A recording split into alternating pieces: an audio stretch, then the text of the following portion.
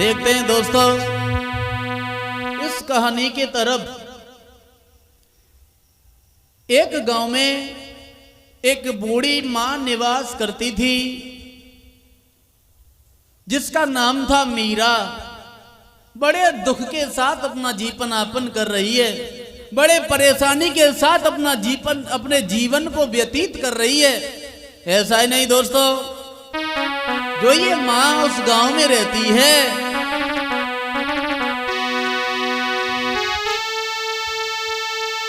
तो यार किसी गांव की बात सुना मेरे भ्रात सकल नर नारी, और मीरा नाम की नारी रे आफत की मैया मारी।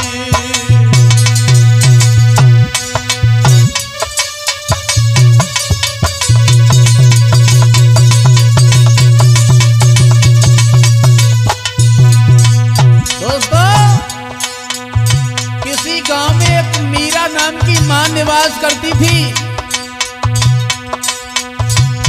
बड़े दुख की घड़ी के साथ में अपना जीवन काट रही थी वो। ऐसा ही नहीं दोस्तों,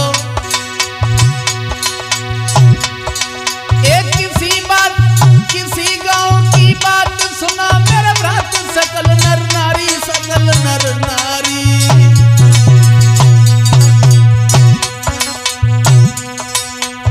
मीरा नाम की नारी रे आफत की मैया मारी, अरे मीरा नाम की नारी रे आफत की मैया मारी।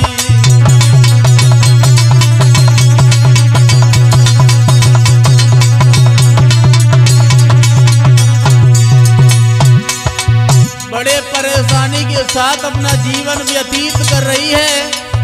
ऐसा ही नहीं दोस्तों, जय दुख विधना ने दयो छीन सब लयो विपतिया डारी, विपतिया डारी।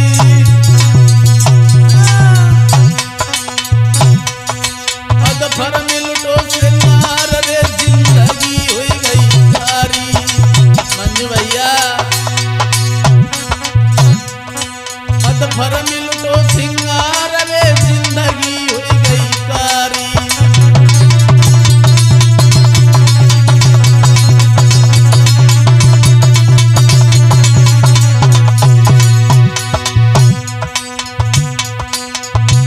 अधफर में भगवान ने अपना मुंह मोड़ लिया इस मां से।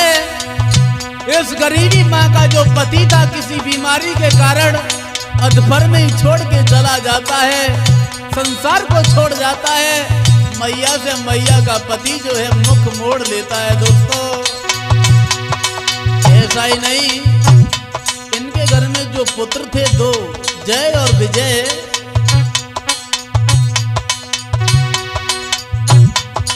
ये नहीं है पैसा पास नहीं कोई खास दुखी अति भारी।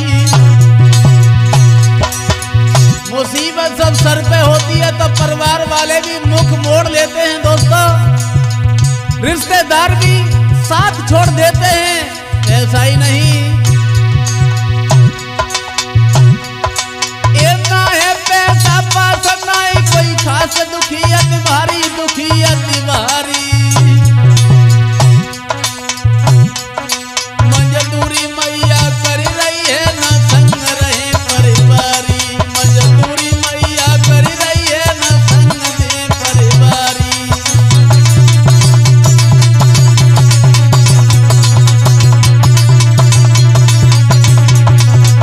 ऐसा ही नहीं दोस्तों, माँ खुद भूखी सोई जाती है, तन को नाई रुलाती है माँ।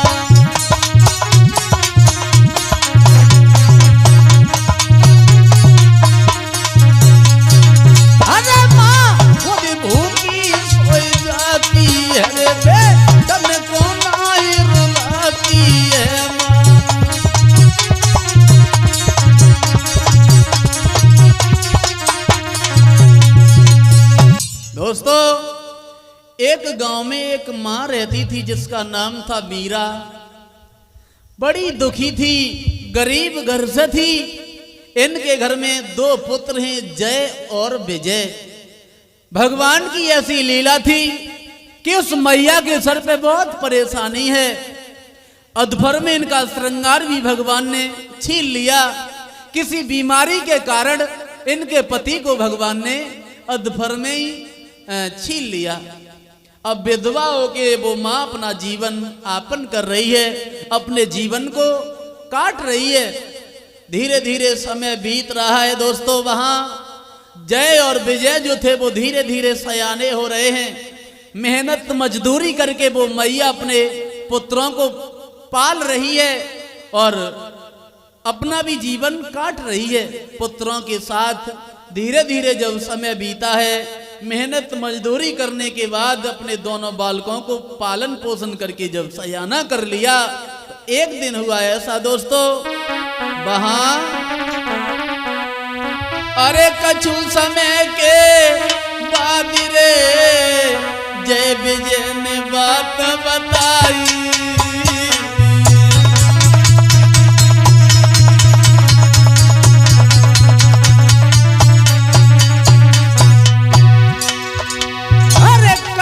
समय के बाद रे जय विजय ने बात बताई। माँ समझ आ रहे इस कूलर, माँ समझ आ रहे इस कूलर, हम पढ़ेंगे बहु भाई।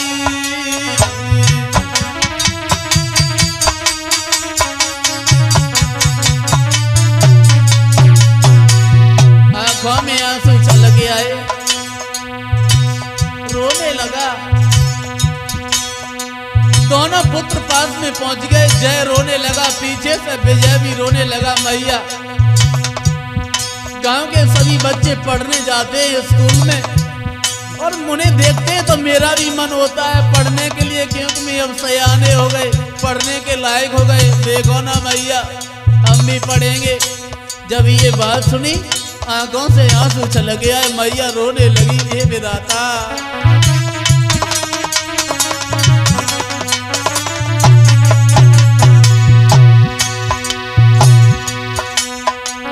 महाराज मात की लखनी ठुराई है। जय बेटा में मैया को तब लो चिपकाई है। मैया को व्याकुल होता हुआ देखा। बड़े पुत्र जय ने भाग के मैया को छाती से लगा लिया। मैया रो नहीं, क्योंकि तुम रोगी तो मैं भी रोने लगेंगे। माँ मत रो। बोला,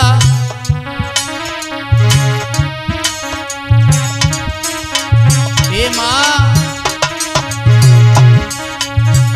मैया हम भी मेहनत करें, ललाई अपने को पढ़ाए लिए। मैया हम भी मेहनत करें, ललाई अपने को पढ़ाए लिए।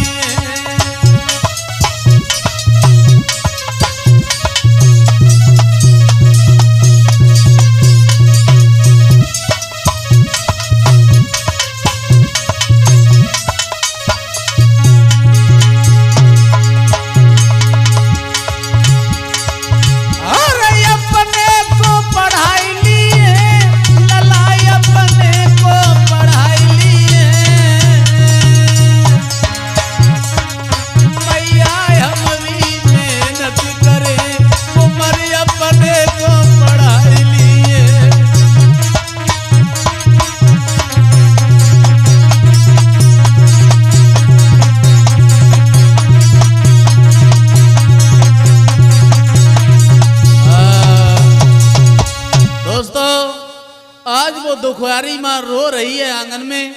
पुत्रों ने कहा है, मैया गांव के बच्चे सुबह रोज रोज पढ़ने चले जाते हैं, उन्हें जब मैं देखते हैं तो मेरा भी मन होता है मैं पढ़ने जाऊंगा। मैया मैं भी पढ़ने जाऊंगा, हमें घर पे अच्छा नहीं लगता है। और जब ये अपने बच्चों के मुंह से सुना है तो आज वो माँ की आंखों में आंसू निकले आए। वहीं पे बैठ गई, घुटनों पे सर रख लिया, फूट फूट के रोने लगी। परमात्मा कैसी ये लीला बनाई है, कैसी मेरी ये जिंदगी बनाई है।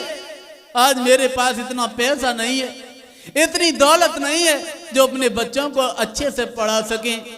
मेरे पास इतना पैसा नहीं है जो मैं अपने बच्चों का पेट भर के भोजन खिला सके।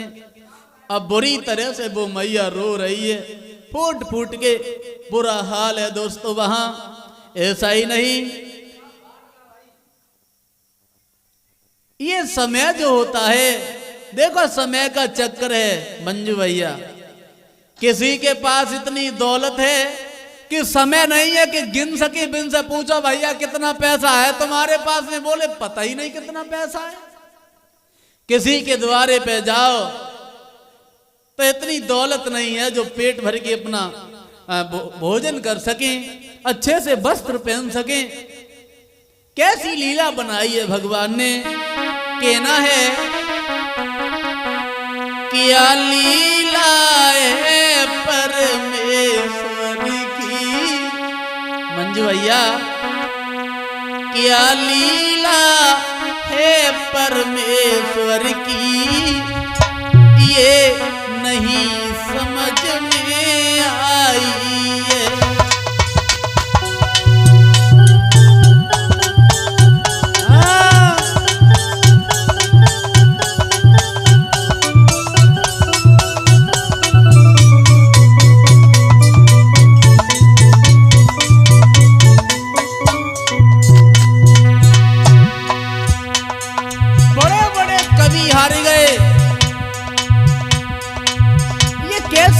बनाई है भगवान ने, कोई टालने वाला ही नहीं होता है दोस्तों। क्या लीला है परमेश्वर की, ये नहीं समझ में आई है। दुखिया के बच्चे भूखे हैं, अरे दुखिया के बच्चे भूखे, उतार बड़ी गए खाई है।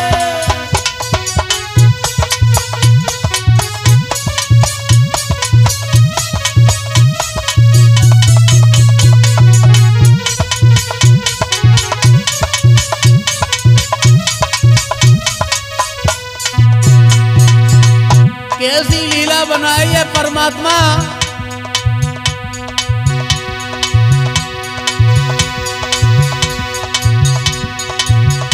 पति बिरता दुख उठाई रही, अरे मौजी ले रही गंदी नारी, जो सत्य धर्म की राह गए, हंसते हैं उस पर संसारी।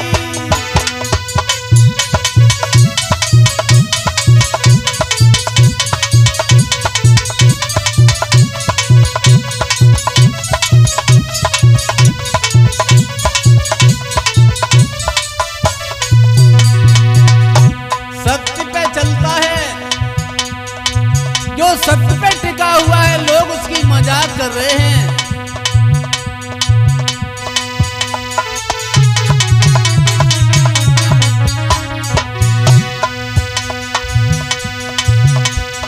अरे जो सत्य की राह चले भैया, अरे हंसते ही उस पर संसारी, जो सत्य धर्म की राह गए, हंसते उस पर नर नारी।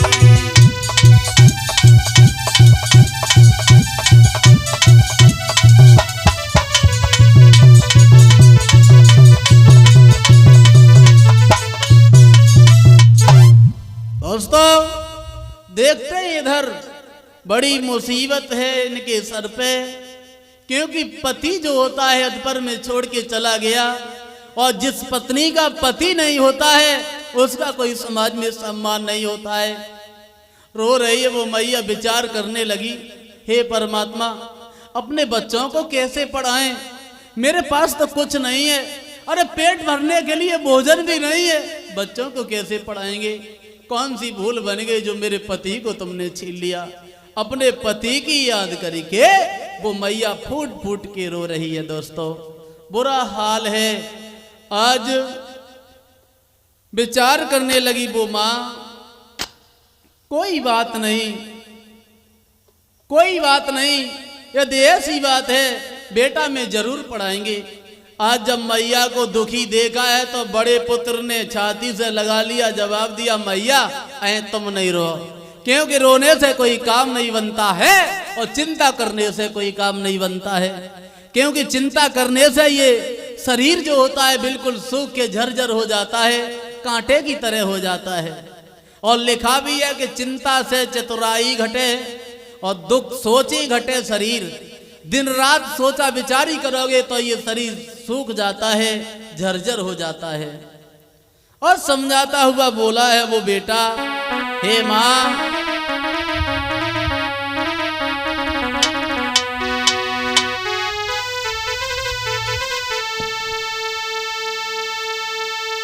अरे ये चिंता बड़ी चिता से है और नर को निर्जीव बनाती है और मुर्दे को चिता जलाती है, चिंता जीवित को खाती है।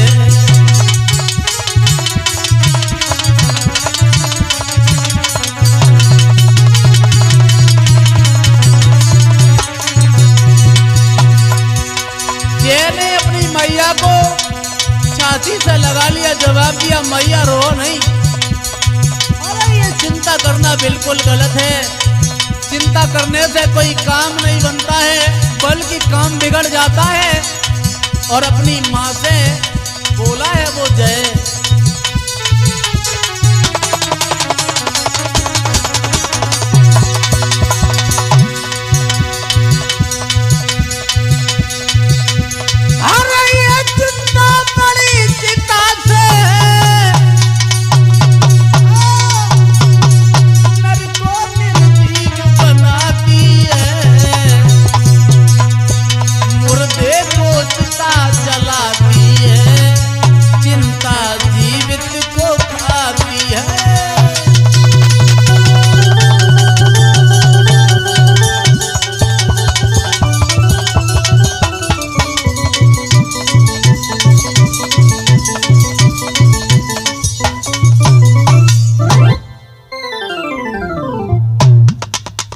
छाती से चुपका लिया। मैया तुम काहे को रो रही हो? अरे रोने से कोई काम थोड़ी बनता है, रोना धोना बंद करो और हम भी तुम्हारे साथ में मेहनत करेंगे, मजदूरी करेंगे, लेकिन छोटे भैया विजय को जरूर पढ़ाएंगे, चाहे कुछ भी करना पड़े। आज साथियों बड़े भैया जय और इनकी मैया मीरा ने बहुत मेहनत मजदूरी की है अपने छोटे पुत्र विजय को पढ़ाने के लिए एक कॉलेज में। अब वो विजय जो थे पढ़ने जाने लगे, रोजाना पढ़ने जाते हैं। ये विजय जो थे पढ़ने तो जाते हैं दोस्तों। धीरे धीरे पढ़ाई खत्म हुई, थोड़े सयाने भय, समझदार भय, शादी के लायक भय। लेकिन हुआ ऐसा विधि का विधान, ये विजय जो थे जैने और इनकी माँ ने बहुत मेहनत करी। मेहनत करने के बाद माँ साहब अब जय भी मेहनत करे और ब्रात को खूब पढ़ायो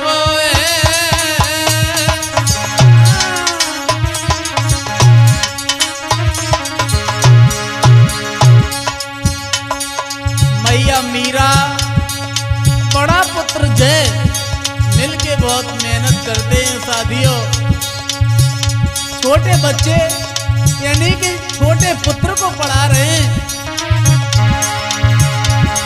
अरे जय भी मेहनत करे ब्रात को खूब पढ़ायो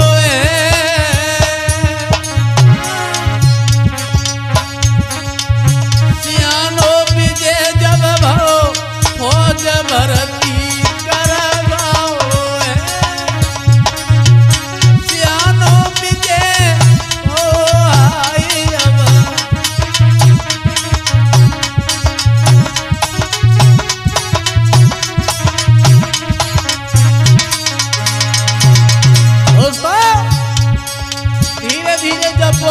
पढ़ रहा है, धीरे धीरे जवान हो रहा है।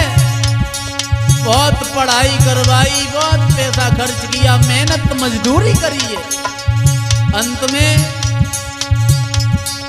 जो विजय जो था, मीरा का लड़का छोटा, जैसे छोटा वाला पढ़ने के बाद फौज में लग जाता है। अरे खुशी मन मीरा मंगन भाई,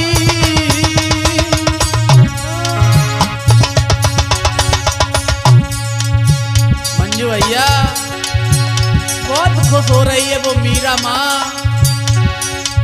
अरे खुशी मन मीरा मंगन भाई,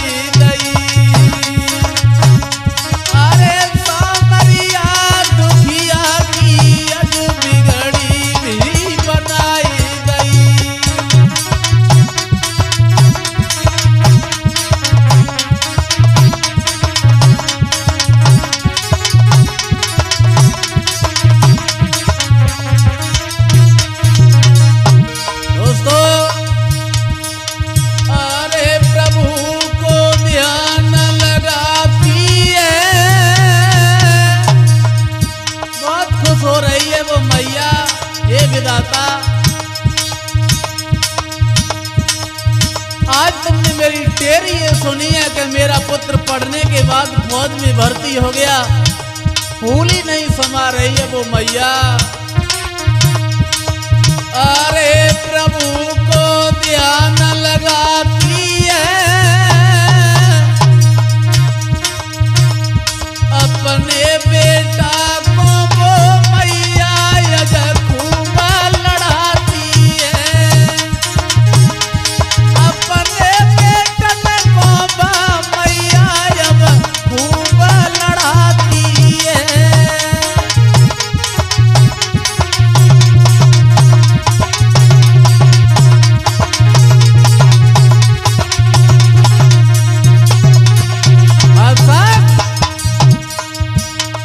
दोनों पुत्रों से बहुत लाड करती है। लड़ाती का मतलब लाड कर रही है। बहुत खुश है, बेटा तूने तो मेरा नाम कर दिया।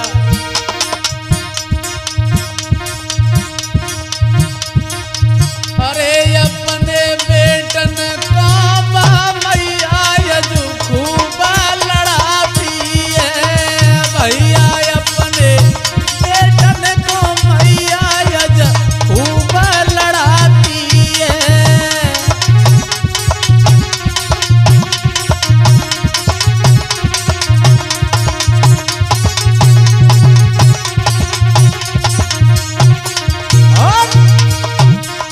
अरे प्रभु तेरी महिमा है न्यारी,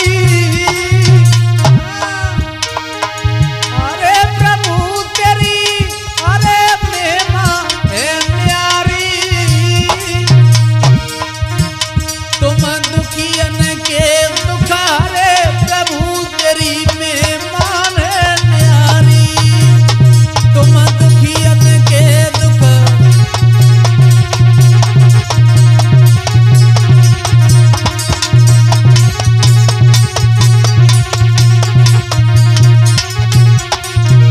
बहुत मन में खुश हो रही है, दिल में खुशी मना रही है वो मीरा माँ। दोस्तों अरे तेरे तुम भक्तन की सुनते मंजू भैया, अरे तेरे तुम भक्तन की सुनते, अज छोटू रहो समझ आई दुख तुम पल भर में भरते, अब छोटू रहो समझ आई दुख तुम पल भर में हरते।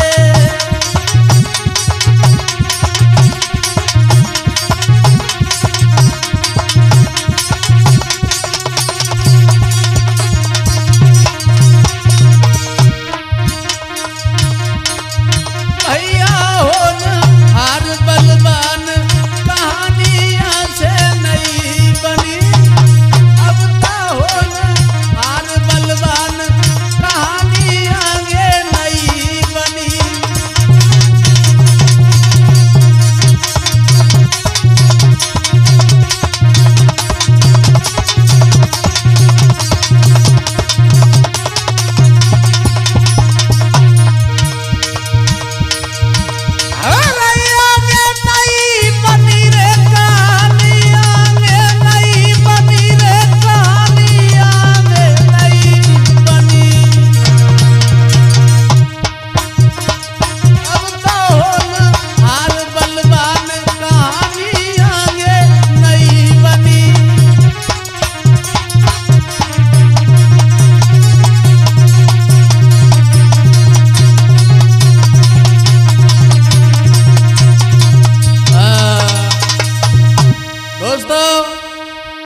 जब मीरा माँ और बड़े पुत्र जय ने बहुत मेहनत की है, दिन रात एक कर दी और अपने छोटे भाई विजय को एक अच्छे से स्कूल में पढ़ाया है।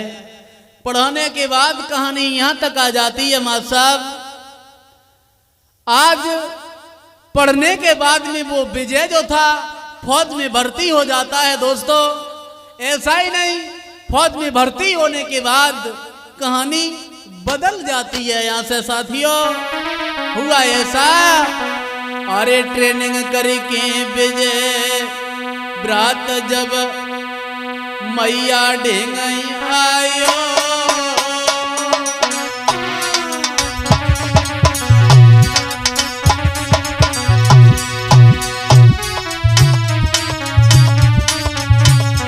रानी आज जब ट्रेनिंग करने के बाद वो जैसे छोटा वाला जो भैया था विजय आया है अपनी मैया से घर पे, तब कहानी ही बदल जाती है। दोस्तों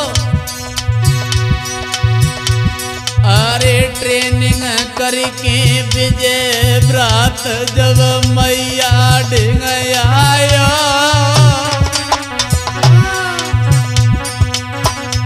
तब छाई खुशी अपार मात ने कंठ से छिपकायो, तब छाई खुशी अपार मात ने हृदय से चुपकायो।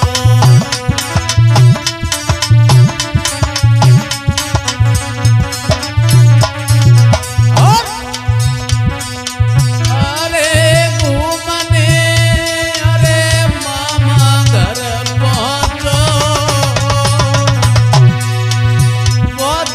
लौट के आया है। दोस्तों मन में विचार आया, चलो आज रिश्तेदारी में चले, कहां पे जाया जाए। बोले अब विचार किया कि ननिहाल में घूमने जाएंगे, अपने मामा के यहाँ पे जाएंगे। मंजू भैया अरे घूमने मामा घर पहुंचो,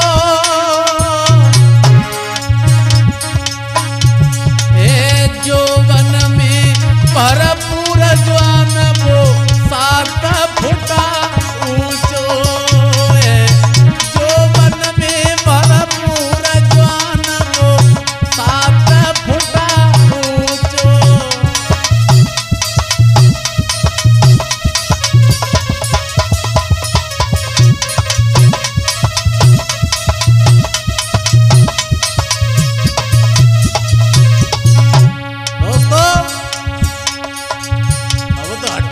पहलवान है, फौज में से आओ वहां से घर पे घूमने के लिए। ऐसा ही नहीं दोस्तों, अपने मामा के यहाँ पे पहुंच जाता है रानी माधम। अरे छवि जकी चंद्रमायु, दोस्तों बहुत सुंदर है। अरे छवि जकी चंद्रमायु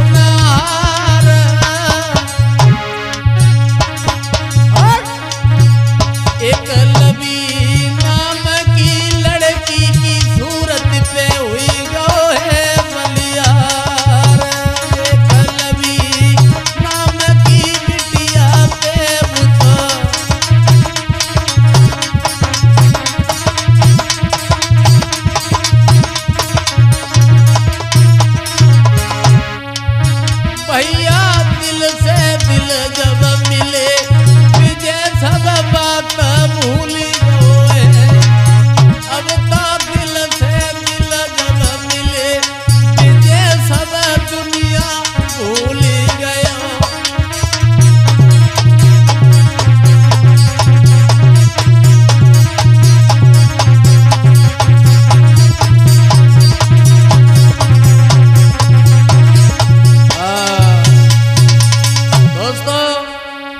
आज वो जब फौज का जवान जो ये विजय घर पे आया, बोला मैया आज तो मैं अपने ननिहाल घूमने जाएंगे। बोले कौन सी बड़ी बात है बेटा, चले जाओ, लौटे के आ जाना जल्दी वापस, क्योंकि तुम्हारे बिना अच्छा नहीं लगता है बेटा। मैंने बहुत मेहनत की है, तुम्हें पाला है। अब जो विजय था दोस्तों घूमने के लिए जाता है अपनी ननिहाल, लेकिन वहां पे जाने के बाद में एक कहानी बन जाती है दूसरी। कौन सी कहानी? वहां पे एक लड़की को देखा, लवी जिसका नाम है। उस लवी नाम की लड़की को जैसे ही निहारा इस विजय ने, तो चेहरा पे चकोर हो गया, आंखें पलक चलाने का ध्यान भूल गया और विचार करने लगा वहां। और लड़की भी विचार करने लगी वहां, यदि इसके साथ में मेरी शादी हो जाए तो मेरी सब बातें बन जाए। सूरत को निहार के पागल हो गया। उसी समय उसी जगह हुआ ऐसा दोस्तों, होना क्या था वहां मां साहब। अरे देनो फोन घरे गौलौआ आई, वहां उस लवी नाम की लड़की को एक नया फोन दे दिया, क्योंकि प्यार हो गया। और देखो ये प्यार की कहानी मंजू भैया ऐसी होती है। अरे दे फोन घरे गौलौआ आई, सूरती दिल में गई है समाई।